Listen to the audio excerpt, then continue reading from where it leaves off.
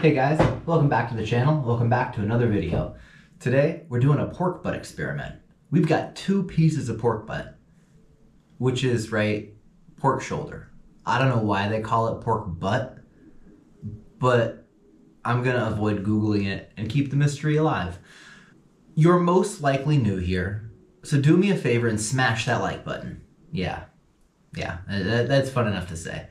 Go ahead and do it a couple of times, shoot. Though it may not be as fun to smash as to say the phrase, I wonder if the brisket video would have had more likes if I asked for them. In life, often enough, one way or another, you get what you ask for.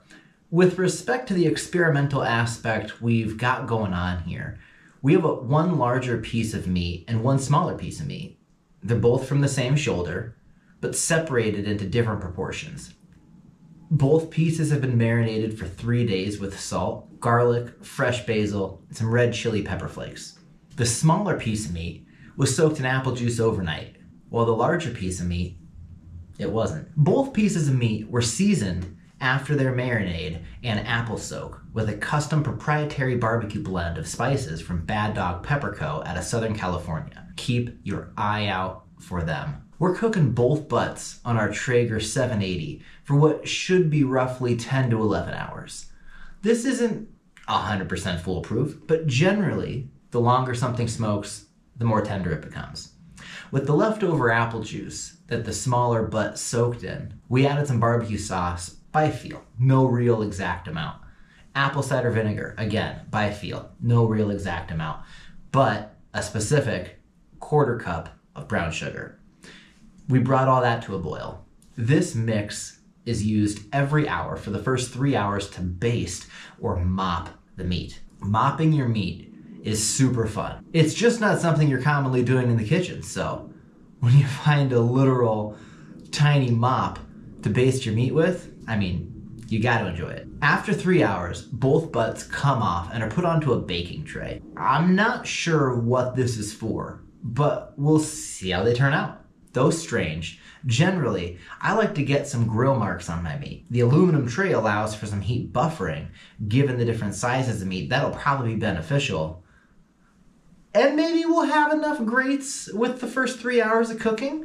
And we're doing pork butt, so we're gonna make pulled pork, so you're not gonna see the grill marks anyways, so c'est la vie. One might think, I think, that the smaller piece would cook more quickly because it's, you know, smaller. There's less to cook.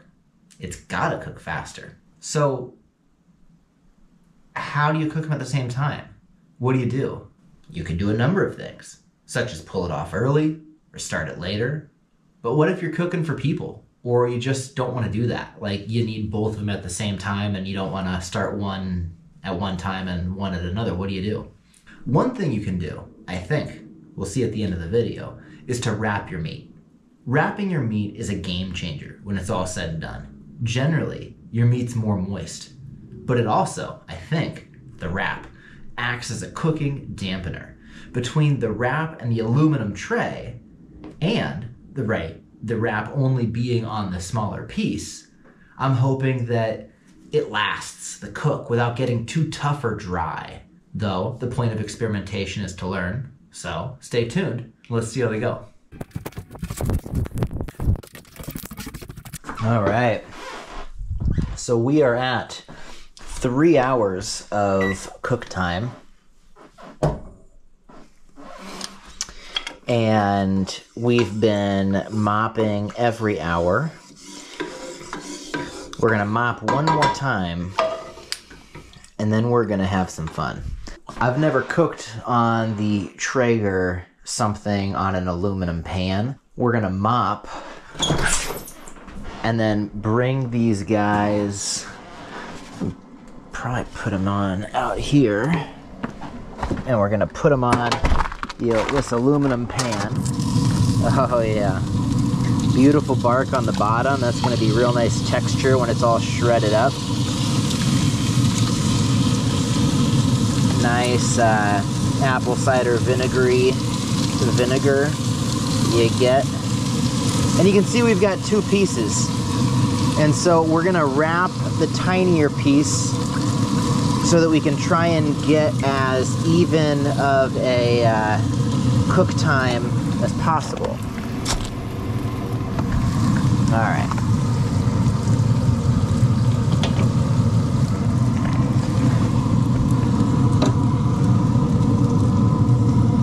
Wow.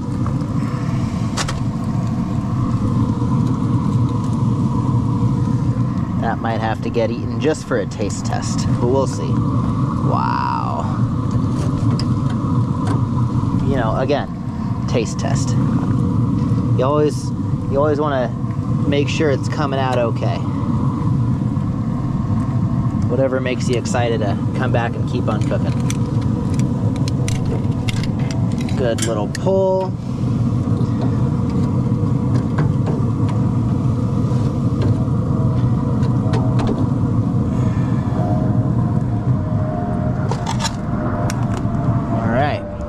We're gonna bump this up to 250 now. Hopefully that's catching. Doesn't get more convenient than the Traeger. All right, I'll come back for the mop.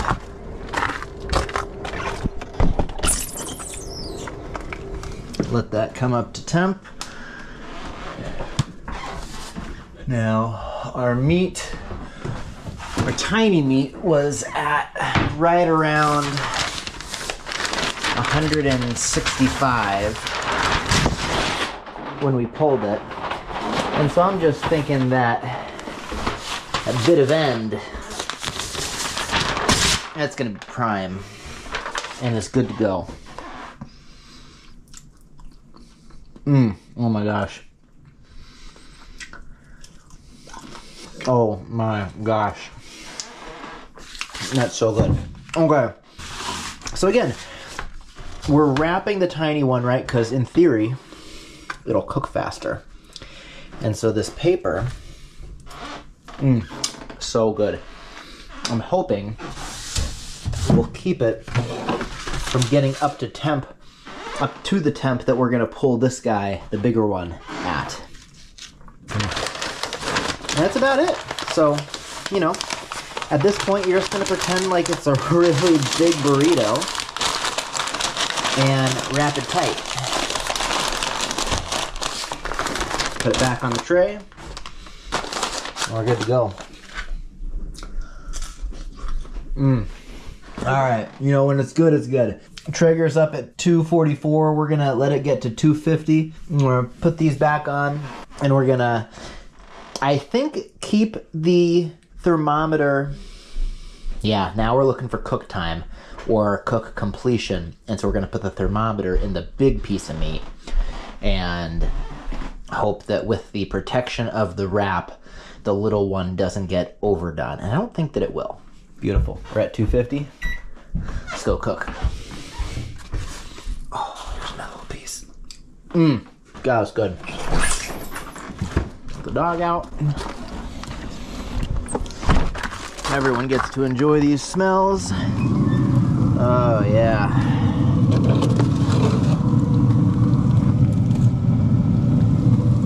Our thermometer was super hot, and because of the temperature, it's now able to be held. So, boom. Right in there. Let's see, our probe's coming up to temp. We're gonna let this smoke, hopefully for 8 hours, hopefully for at least 6, but the goal is to get the internal temp to 204. We'll let it rest, we'll shred it, we'll enjoy it. I have to wash my hands.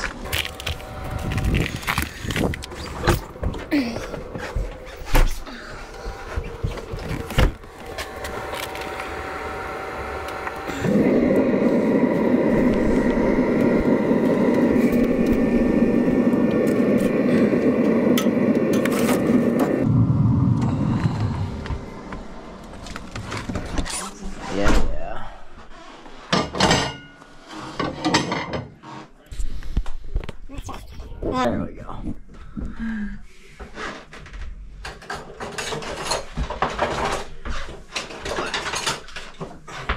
Culinary claws.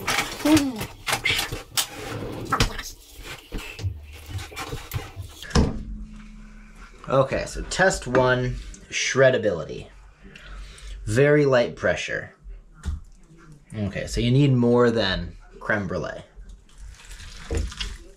but not that much more. Wow. All right, yeah. So this will be great pulled pork. It's really nice once you get the claws in, and you can just tell. Oh my gosh.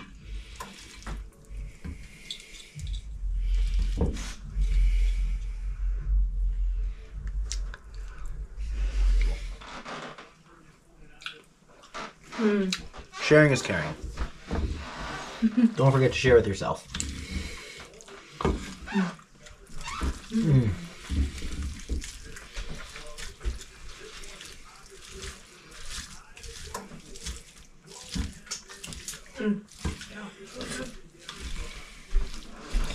So this smoked from 7 a.m.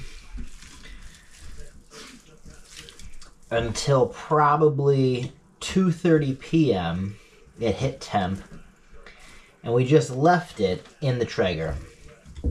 Come probably 5:30 p.m. we were ready to eat, and so we turned the Traeger back on.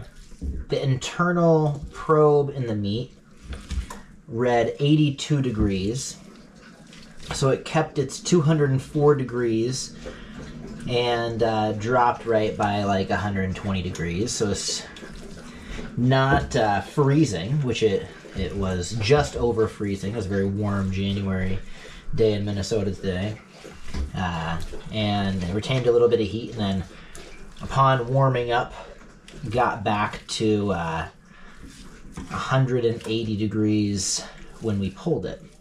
And as you can see, it really shred like nothing.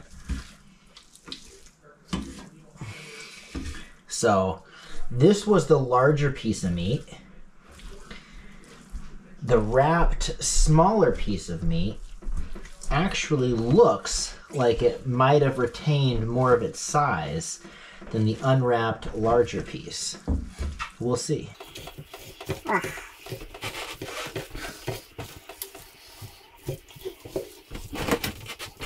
We're using these culinary claws off of Amazon. There'll be a link in the description below. And they just make easy work of meat that's well cooked. They're sharp though. They're plastic and they're sharp. So be careful when you're digging around your drawer if they're just in there, because you will get yourself. Okay, so now we're gonna unwrap. We're gonna unwrap this puppy. This is cool enough to touch now. All right, butcher paper. What a cool thing. So this little guy was coming up to temp much quicker than before we wrapped it, the bigger piece of meat. But we wrapped it, kept it on.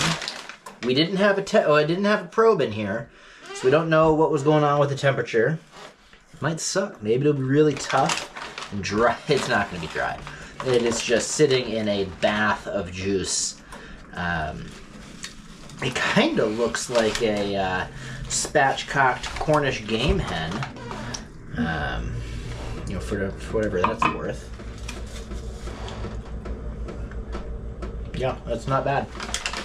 That's not bad. I'm gonna pour our juices in here.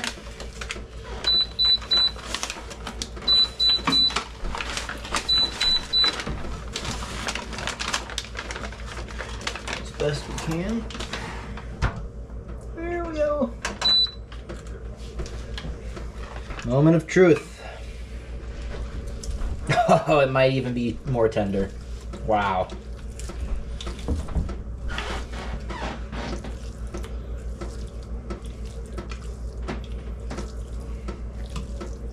Wow, wow, wow. You know, there's something about food that's prepared well and tastes good. Just makes you feel good from the inside out. It's nice to eat it. You don't really even necessarily need to. You'll want to. But even just making it feels pretty good. Oh, wow, look at that.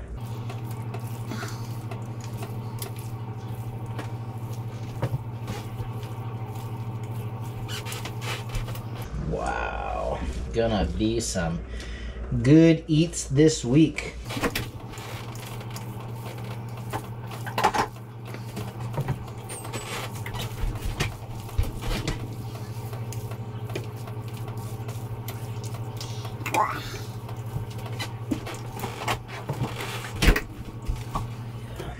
Okay.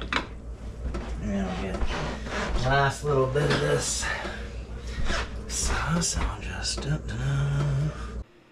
Guys, that's about it. This was essentially bacon spaghetti. It's just absolutely delicious. We ate it for about a week and a half on sandwiches, mac and cheese by itself, really whatever we could think of, and I hope you enjoyed. We're going to be posting a video a month, and we got some other really great eats coming, so I hope to see you then. Till then, stay diligent.